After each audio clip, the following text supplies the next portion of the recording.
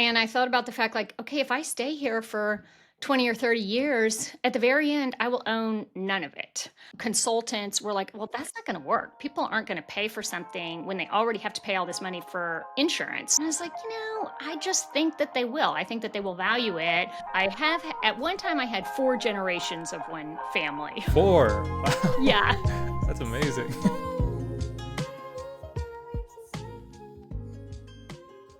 Dr. Sarah Davis has been in private practice for over 20 years. She was the first physician in Dallas to start offering concierge family medicine services and has been featured in media outlets like the Dallas Morning News, Good Morning Texas, and more. In this episode, we unpack how she became profitable in her first year in business, what it was like navigating the 2008 recession, the way she's retained multiple generations of patients from the very beginning, and much more. Welcome to Legacy Moats, where we have conversations with the owners, investors, and operators of enduring companies. Please consider subscribing as it's the best way to support us for free. With that out of the way, please enjoy the show. Dr. Davis, first question for you about your origin story, I suppose. So did you always know you wanted to be a doctor and an entrepreneur? So, yeah, I know I was not one of those people that always knew I was going to be a doctor. Every time we ask that on our podcast, everybody seems to have some story about how they hurt their knee or whatever else. But, I was a daughter of teachers, and I just thought medicine, that was like for other people. That was for like rich people or I don't know. Nobody in my family was a doctor. I didn't really know that much about it. And my family was like really kind of baffled, like, what, you want to now you think you want to be a doctor?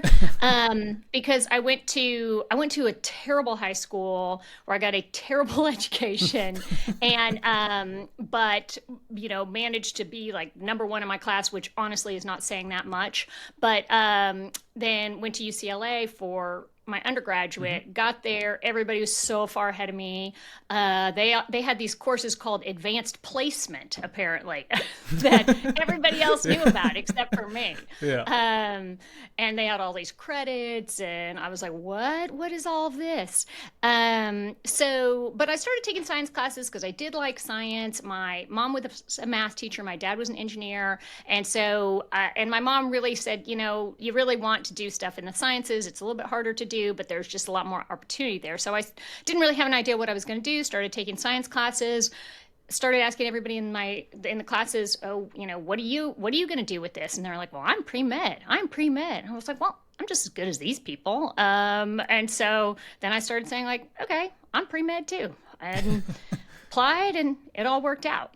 Yeah, that's amazing. So like it was really just like a natural evolution, just like figuring things out as you went along, and then here you are today.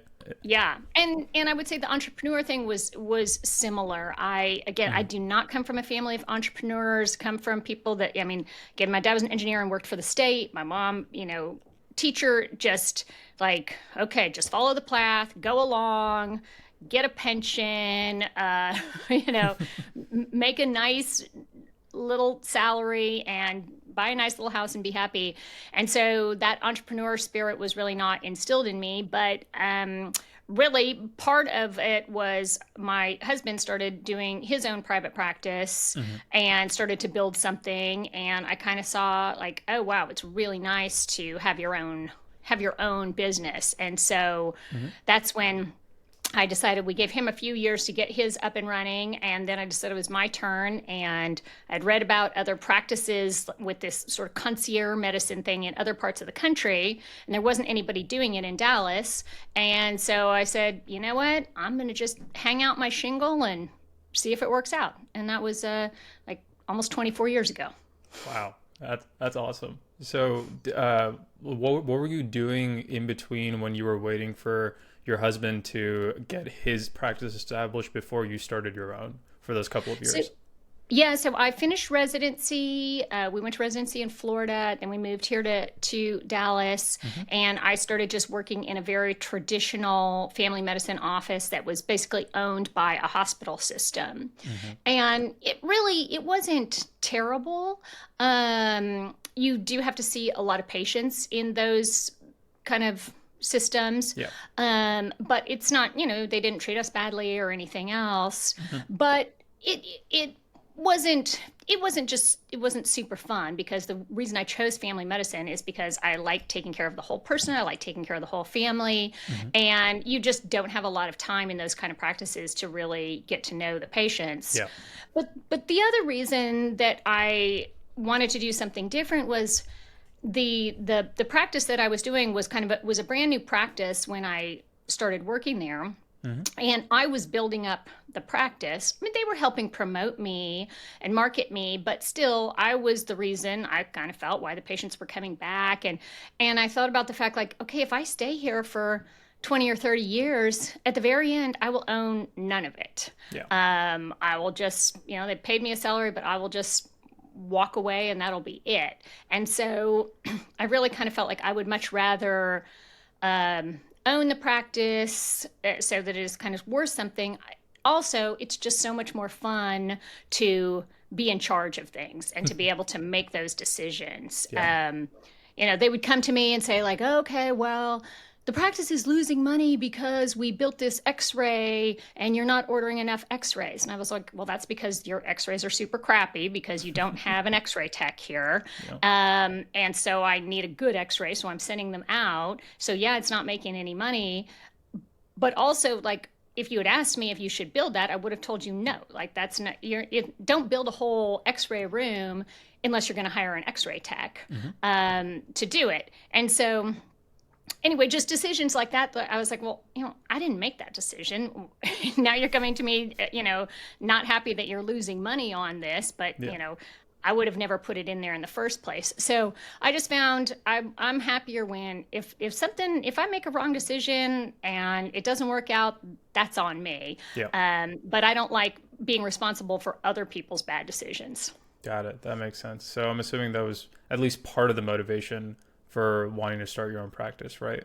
Yeah, yeah. I just also thought, doing a practice like this that's outside of insurance would be, an exciting thing to do, and it'd be really nice to kind of be free from the shackles of the insurance companies. Yeah. So I think, like, for most people who are listening to this, they've probably never heard of concierge medicine or DPC because everyone's used to the traditional insurance-based model. So could you really quickly just give us a rundown of what concierge medicine is and how that differs from the traditional medical practice that people are used to? Yeah, so the main difference is in and there's different types of concierge medicines, and there's different types of this DPC called direct primary care. People, there's nuances, but the general idea is that my patients pay an annual fee. It's not covered by insurance, and then that includes all of their visits with me. It doesn't include things like going to see a specialist or getting an MRI. It just includes things that are done here in my office. But they also have my cell phone number. They can call me on the weekends if they need to. And we end up having, hopefully a long-term relationship where I get to know them really well. They feel really comfortable with me, and, I'm able to provide them with kind of a higher level of service and hopefully a higher level of care. I have a lot fewer patients than you would have in a traditional practice.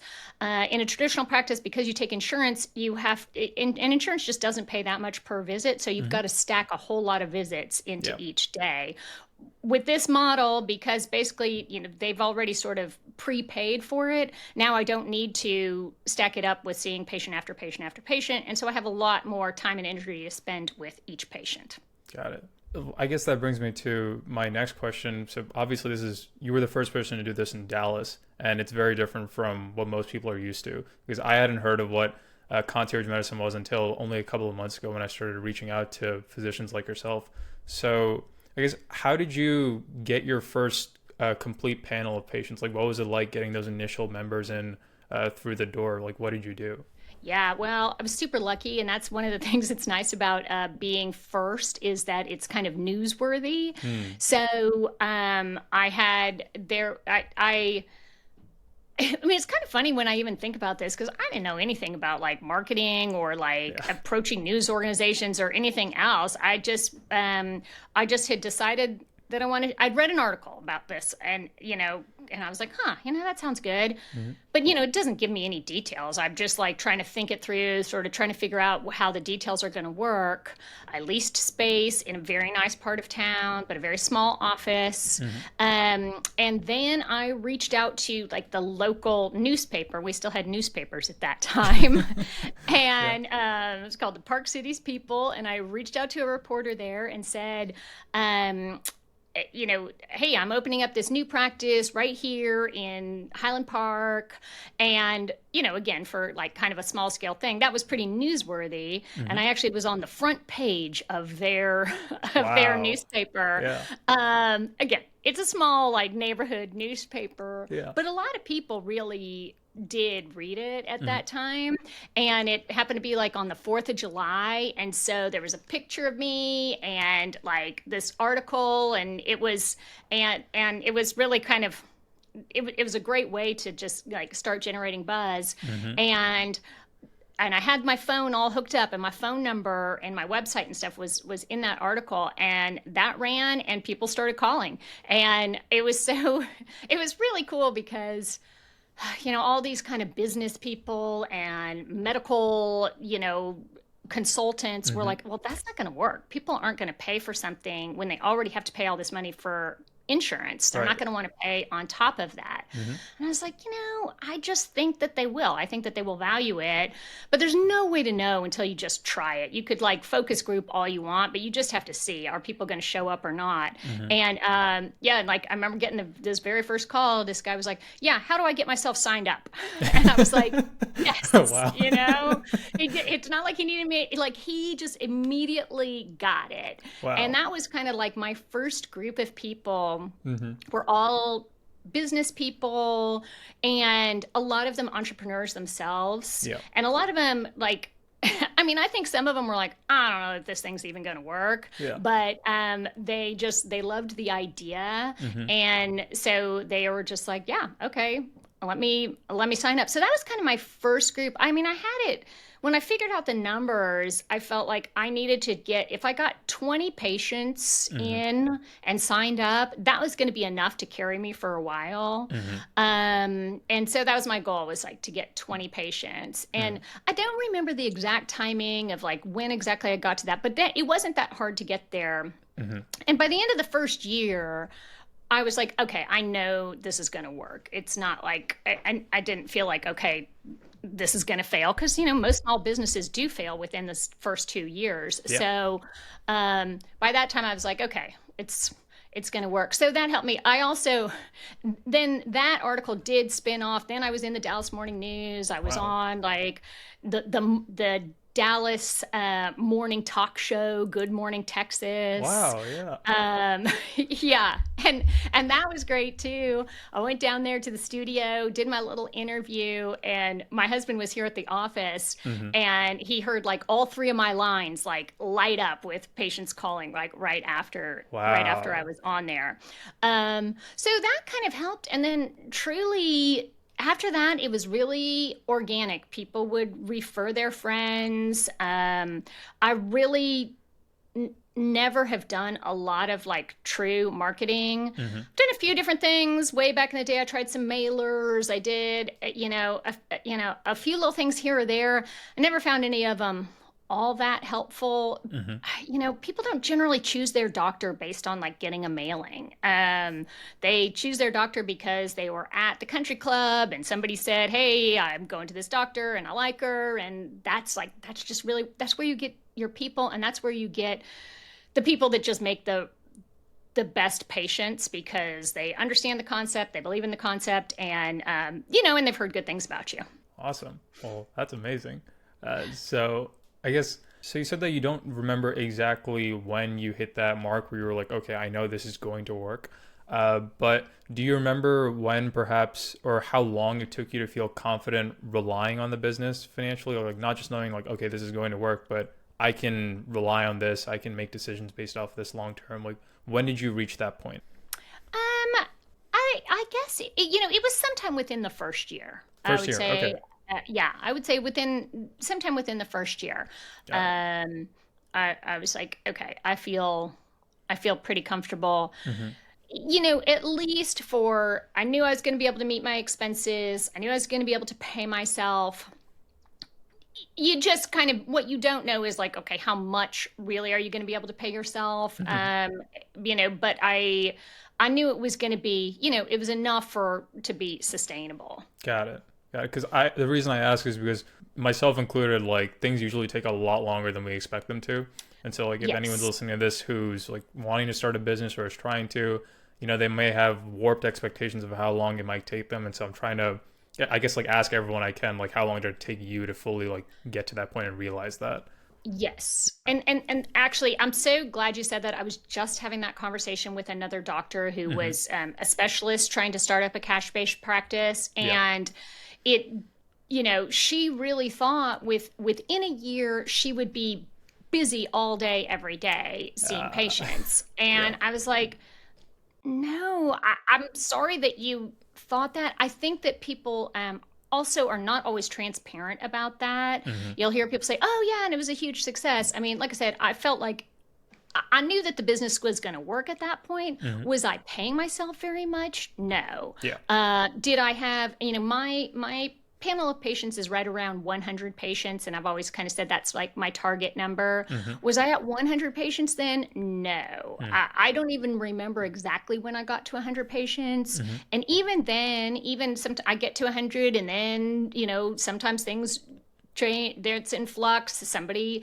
moves or decides to change doctors or anything, everything else. And so Yeah.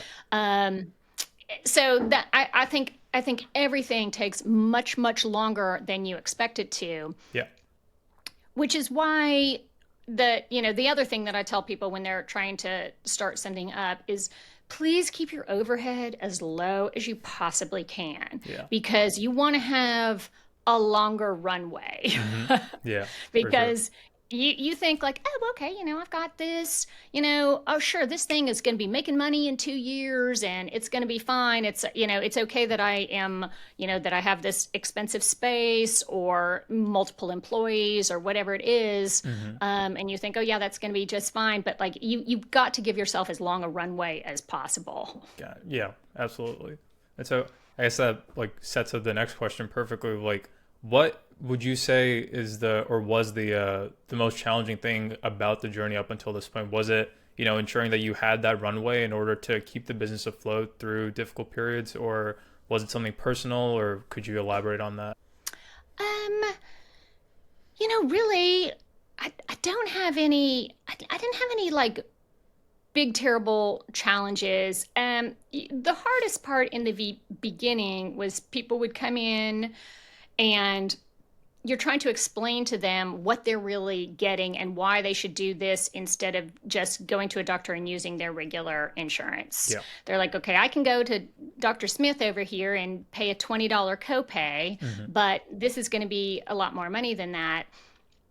And uh, you know, I'm not a salesman. I Yeah. never could just be like, well, I'm so great, blah blah Yeah. blah blah blah. I mean, kind of what I would do is just explain to them what it was, Hmm. and then I would just have to say, I can't tell you if this is worth it for you or not. I don't know where exactly how you do your values. I do think it's a little weird when there's anything more important than your health, but whatever. Yeah. I don't say that out loud. Yeah. Um, and so, but that's what I was competing with was, basically free versus money for, essentially I am doing the same thing that another doctor is doing. And I Hmm. emphasize this too. I'm like, I don't have any magic wands. I'm not giving you other medicines that nobody else is giving out. It really is, at the end of the day, the same medicine. Yeah. But I am going to be able to spend more time with you, understanding you, taking a good history, and then being able to maybe personalize your treatment a little more than you would be able to do in a traditional practice. But Hmm. so that was just the challenge, was kind of, basically competing with free. Hmm. But then as this concept got more and more well known, Yeah. now whenever somebody comes in, they already get it. Like Hmm. they know the whole idea, and some of them are switching from another concierge doctor, or they're moving here and they had a concierge doctor wherever they were, or they've heard about the whole concept and they're like, okay, finally I need to jump on board with this. Yeah. But I would say that was the hardest thing. Now, the other things that were helpful to me is that, again, I'm married to another physician who has a good income as well. And so it's a little different when you're trying to start your own business, when you have a bunch of med school loans, if you are the primary breadwinner. Those are things that put a lot more stress on all of those things, and a lot more stress to really be profitable early on. I felt like I had a little more time, and we could have my income be a little bit less because, like I said, my husband's business had already taken off. And it was fine with me if I didn't have a zillion patients because I had little kids. I started this practice when my kids were 3 and 1. Oh. And so, it was all right if I had time during the day where I could go back home. And so it sort of organically grew as my kids grew as well. So that worked out pretty well. I think that's something really, really special. I've never, seen something unfold like that. So that's great to hear. So I guess, so you said that in the beginning, okay, like it was getting people to understand that you're not waving a magic wand, you're not doing anything like different or special per se, but rather they're getting greater access to you, pretty much for the price that they're paying. So do you think that value proposition, if you want to call it that, do you think it was hard to maintain that during periods like 2008, like COVID, or like any economic recessions? How do you think your business was impacted by it, if it was at all? That's a great question. And I will say it was not affected as much as other businesses. And to just be really transparent, I am in a neighborhood with very wealthy people, and the people that have, it's not like you have to be a bazillionaire in order to afford me. It's not that expensive, but Yeah. I am in a neighborhood where people, when economic times are tough, they still have plenty. They still have food on the table. They still are buying new cars. Like there's a little more insulation in that population. And, that's certainly not true with everything. Now, there were some other parts of the business, like I do a little bit of aesthetic stuff, like lease some lasers by the day, do these little IPL, chemical peel, that kind of stuff. Those things, and again, it's not the core business, it's just sort of a little cherry on top. Yeah. Those things were definitely affected by economic downturn because they're just very optional. Yeah. People are like, okay, I don't know exactly what's going to happen here. I don't need to have this done. I'm going to wait until things improve a little bit. Yeah. So that part ended up, that goes up and down. But I really didn't have people, dropping my services during those times. And then COVID was interesting because, nobody was coming into the office for a while, but they still were my patients. I certainly wasn't getting new patients during that time, but they were certainly not dropping my services. And I did a lot of just, easing anxiety, calling people, and just trying to work through that. But that was the other beauty of having a business model where it's a fee that you pay whether you come in or not. And so I wasn't dependent on patients coming into the office for a visit in order to, make my payments. So that was just sort of fortunate. Gotcha. Okay. Do you think also, because of the fact that you're a family medicine physician and you're not, say, a surgeon, for example, that also lended itself well to the fact that because we were in lockdown, we had social isolation, you could still care for your patients in a pretty decent capacity remotely? Would you say that also contributed to the fact that you were able to keep them on? Yes. And also when you're in a situation where you know your patients really well, you don't always have to see them in order to, diagnose them with something. So, Mrs. Smith calls and says, oh, I'm having one of my bladder infections. We can take care of that over the phone. I can call in medicine to the pharmacy. I know she gets these bladder infections. They're always sensitive to, Bactrim. And so when you know the patients really well and you know their history, it's a lot easier to practice that medicine kind of remotely. I mean, having said that, we definitely did get behind on all the health maintenance, just like everybody did. Yeah. And it took a while to really, even after things were better, it took a while for people to really be comfortable coming back into the office. Yeah. And I had to really start reaching out to people and saying, okay, it's safe here. You can come in. Yeah. It's time to do your physical, time to do your blood work. But it was fine to postpone that stuff for a little while. Gotcha. And with the med spa, I know you said that the cosmetic services definitely took a hit during the economic recession. And so did you stop offering them to save on overhead during that period, or did you still offer them and just see less volume? Yeah. So, and the way that is a whole nother business model for aesthetics. And basically what I did, I have this guy who leases lasers by the day, so I can just lease the laser for one day, stack people up, do procedures on them. Yeah. Gotcha. Which Okay. is a great business model, because if you buy one of those lasers, they're like $100,000. It's really hard That's to really expensive. Yeah. the ROI on that is pretty tricky to do. I mean, people do it, but you have to really, you can't just like kind of do it on the side. You've got to really market that. And I mean, it's a very competitive market anyway. In Dallas, Texas, it's very competitive. There's a lot of one med on spas here. every corner. Yeah. So, and I would say I kind of stopped doing as much of it, partly because it just, after a while, it makes a little money, not totally, I don't know, to me it's kind of not really worth it. And it doesn't really fit with my values, because I just would look at these people. I'm like, I think you look beautiful just the way you are. So again, it's really hard to be a good salesperson when you go telling people like, no, you don't need that. You don't need that. But that's just kind of, I don't know, that's just the way I am. And so it's not a great business model for me. Gotcha. Well, I appreciate the transparency on that. I don't think many people are too forthcoming about it. But yeah, for sure. So I guess we already started talking about this briefly, but this, I guess, in the section of my list of questions is under economics and business. So I guess based on your experience, what do you think are some benchmarks that a healthy concierge practice should be able to meet, whether it's net profit or churn? What do you think is, I guess, the minimum in your opinion for a practice like yours to stay in business for the long run?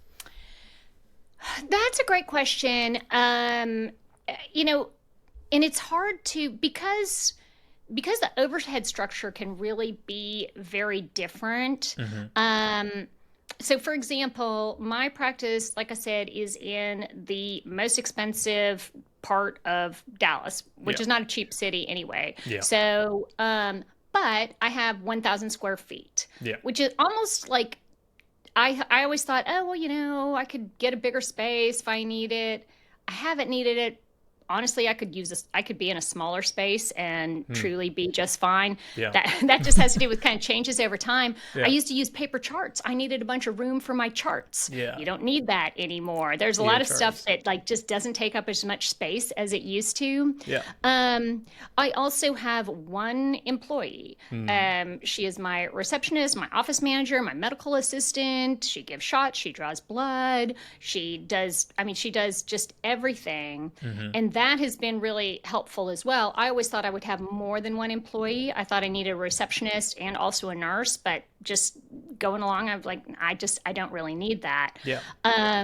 So now, if I really scaled it and I had a much bigger practice, then you would have to add those things. But I would prefer to not have so much overhead that then I have to keep getting more and more patients. So it kind of just depends on how you do that equation. I do think one of the mistakes that people make, that doctors make, is that they don't pay themselves as enough money. They don't pay themselves like a doctor. Hmm. And I see this sometimes on these, Facebook forums or whatever. Yeah. And people will tell me that like they're making X amount of money. And I'm like, that's not a doctor's salary. Like Yeah. I'm, that if that's the maximum that you can make, well, that's okay. The problem with that business is that business, you're never going to be able to sell that business Hmm. because if somebody else buys it, they can't replace the doctor Yeah. for that amount of money. Yeah. So it's, they would have to be paying the doctor twice as much. Well, now it's a money losing operation for them. Yeah. So even though the doctor is kind of like, well, I don't mind, or I like this, I mean, again, there's nothing wrong with it, but you really should strive to have it be a sustainable business, Yeah. for even for somebody else besides you. Yeah.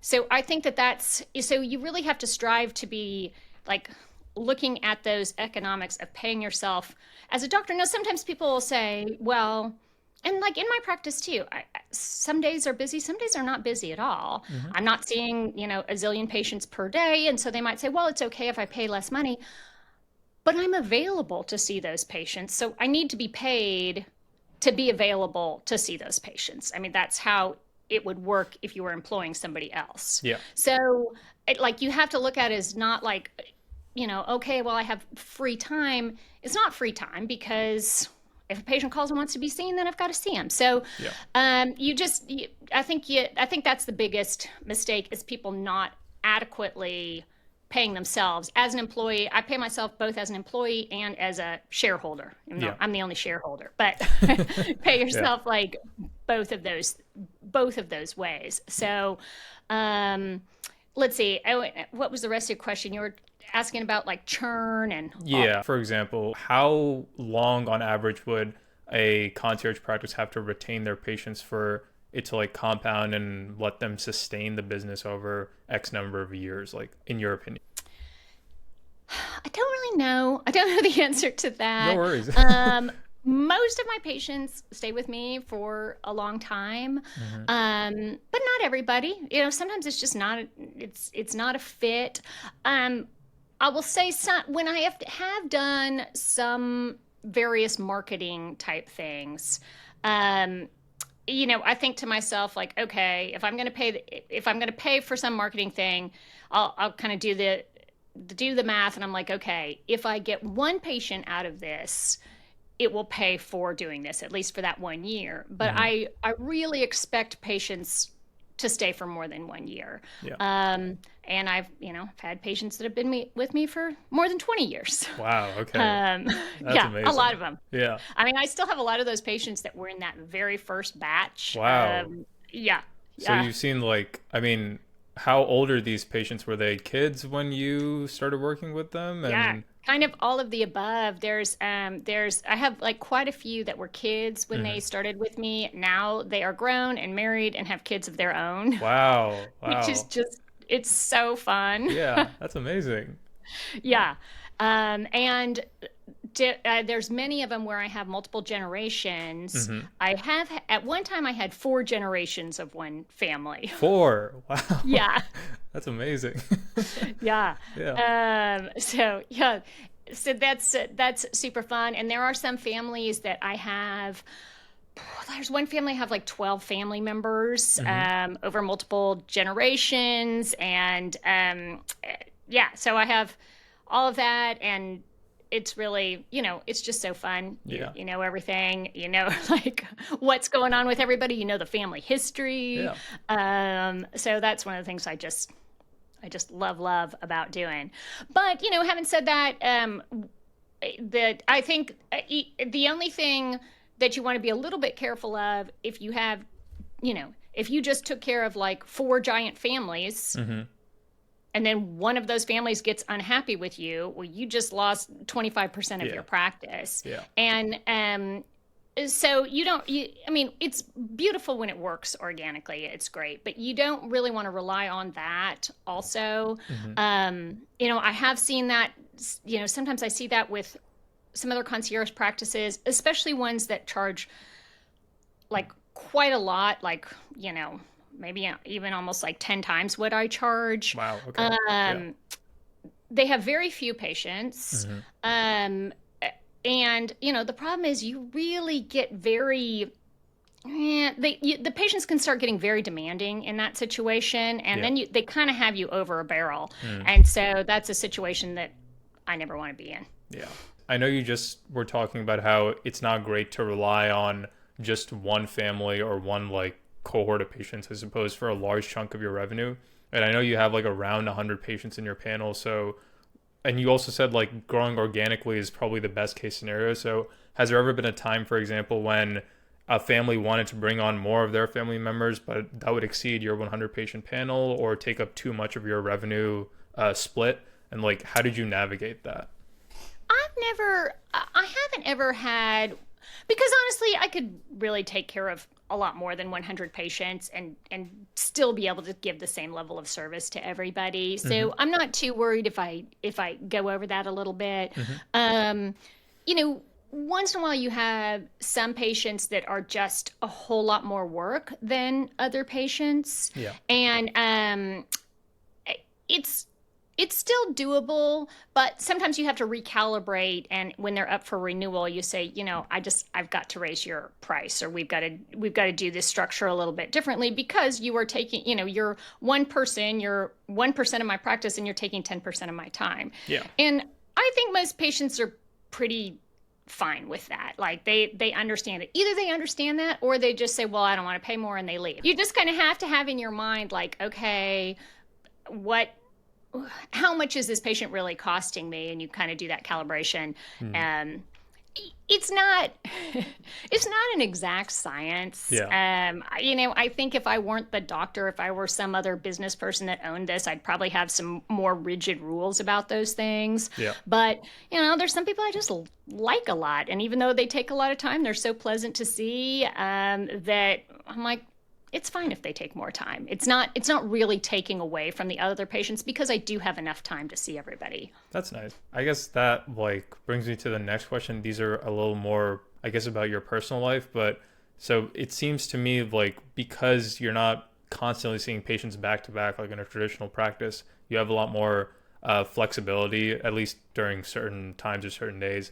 And so, would you say that autonomy is worth the added responsibility of being a business owner, of having to deal with the financial side of things? Because I know most doctors don't sign up to do that when they go to medical school and want to practice medicine. And, a lot of doctors are also surprised by the fact that they have to do a lot of documentation and other things that aren't related to patient care. So is that all of that worth it to you, would you say?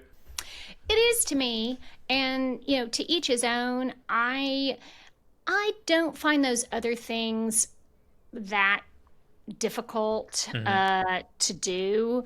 I mean, I guess once in a while, like your accountant's like, okay, you got to send me these, blah, blah, blah, and you got to do it. But it doesn't take that much time. It's not that hard. It's Yeah. also really important to do those things yourself when you own the business because then you see all of the numbers. Yeah. And I think that's just so important for any practice to really, know how all the money works. Yeah. Um, but I like to have the control. Like, for example, sometimes I get a patient that is really challenging, and and I'll say to myself, like, oh God, I'm really stressed out dealing with this person. Yeah. And then I say to myself, well, you could just fire him. Like, you could just say, okay, this isn't working out, which I have done. Hmm. But when I sit there and I give myself that out, then I'm like, you know what? It's actually not that bad. Like, I don't need to fire them because I know that I can fire them. And Gotcha. I think that if you're not the practice owner, Hmm. somebody else is making those decisions for you. It's just so much more frustrating because you think, oh, well, I would fire that person, I would do this, I would do that, Yeah. but my boss won't let me. And I think that's when people get really frustrated, is that they're being told by somebody else what they can and can't do. Yeah. And that's true also with like what kind of level of service I give to patients. I do make house calls some, but I don't necessarily there's some people that would want to be seen every day if they could. And, but you just have to tell them like, no, you're fine. You don't need to be seen. And, but again, if you had somebody else telling you what to do, they might be like, no, that patient wants this. You got to do it. They want this. You got to do it. And I just don't want somebody else telling me like basically how to run the practice. So it's fun. And I think doctors really underestimate how important that is and how that autonomy makes you feel and the power that it gives you. Yeah. And to me, it's totally worth having to do some of those other little administrative details. Got it. Awesome. Well, that's awesome to hear. I mean, I'm going to medical school, so it's nice to hear like another perspective because most doctors I've spoken to aren't in private practice of any kind. So thank you for that. I guess I would like to ask about your podcast before we wrap up. I know we still have a couple minutes left. So can you tell us about who came up with the idea for Generations MD and what exactly is the goal of the podcast? I listened to a couple episodes, but I didn't go through all of them. So for whoever's interested. Yeah. So Generations MD, it's with me and my daughter Stephanie, and it was all Stephanie. Like I'm not even going to pretend to take credit for any of that. Yeah. She worked for me as my medical student or my medical assistant, receptionist, my one employee during that year of her gap year. And so while she was doing that, she said she had always wanted to start a podcast. And she's like, let's start a podcast. We can talk about generational differences in medicine and just kind of see where it goes. And so we just kind of started doing it, not knowing exactly where it was going to go. And we started just kind of chatting about stuff. I think it was a little bit sillier in the very beginning. She would bring me questions that her friends were asking and and stuff like that. But then we really decided that one of the things that we wanted to talk to were particularly doctors in private practice or doctors that were maybe doing something a little bit different and what you're not going to get exposed to when you're a medical student and you go through your rotations third and fourth year. Because when you're doing that and you're deciding what your specialty is, you just see this one little slice of academic medicine and you don't see all these other doctors doing all of these interesting things. And so we just started interviewing other people, and we started it as interviewing like other friends of mine, other specialists that I refer to. Now we've interviewed a lot of different social media stars, got to interview Dr. Glaucomflecken, which was a big coup. I saw that. Lady Spine Doc, Presro, like if you know of any of these kind of TikTok. I know the first two. Presro is really cool too. I mean, and it's been so fun to talk to. I mean, a lot of these people are really inspiring and really interesting people. They've also had some really interesting careers. And you really hear like, oh, wow, just because you're going to medical school and becoming a doctor, it doesn't mean that you're pigeonholed into this exact life. So we've had a lot of fun doing it, and our goal is to kind of, we have listeners that are pre-meds, med students, residents, and even lots of non-medical people that just kind of enjoy hearing about it. And so our main goal is, well, really just to kind of have fun, and then to educate people and to talk to interesting people, and even if we hopefully we'll keep doing it for a long time. And I think it's a great experience for Stephanie to get to talk to all these doctors. Yeah, that's awesome.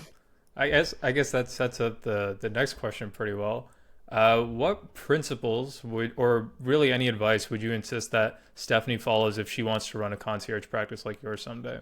She can do whatever the heck she wants. That's something that in my mind, the timing could be about right if she wants to take over my practice someday. But if I'm done and I'm handing it over to her, I think she could run it however she sees fit. And I think about that again. Who knows? She may want to be a surgeon or something else. She doesn't know yet. Yeah. So I'm not trying to jump the gun. Yeah. But if she, I think about it even when I'm taking on new patients. And sometimes I say to myself, is this a patient that Stephanie would really want to take care of or not? And if it's not, then I'm kind of like, then maybe I won't take them on. Because when you inherit a bunch of patients, you can't go around like firing those people. You're kind of stuck with those people. Yeah. So I think about that. And, you're Gen Z, as Stephanie is. Yep. And I feel like your generation is like very good and big on the boundaries. Yeah. Sometimes Yeah. I have some of these people that, are just kind of demanding. I'm like, oh, Stephanie would not put up with that for 1 minute. And so I try to like think about that too. I'm like, you know what? If one of my goals is to like hand off this good healthy practice, I can't have these people who she wouldn't put up with. So Yeah. I'm trying to be better about my boundaries as well. Gotcha. We're learning from you guys. Yeah. I guess we can give you guys something too. That's nice. I have one more question for you before we wrap up, because I want to be respectful of your time. We've already gone a few minutes over. So last question. What does the word legacy mean to you in business and or in life? Legacy? Legacy, yeah. Legacy. Yeah, okay, that's a good one. I mean, there's a lot of different ways to do that. I think about leaving my legacy on my patients in various ways. I think about leaving a legacy to my children. Hopefully make some sort of lasting impact, I guess, that will go on, once I'm gone. And I kind of think about that sometimes in regards to patient care. I'm not seeing zillions and zillions of patients.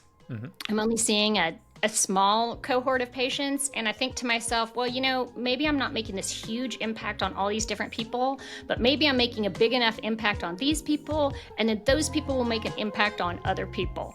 And so I kind of try to think of that as part of my legacy of just, providing good care and having those people go out into the world and do great things.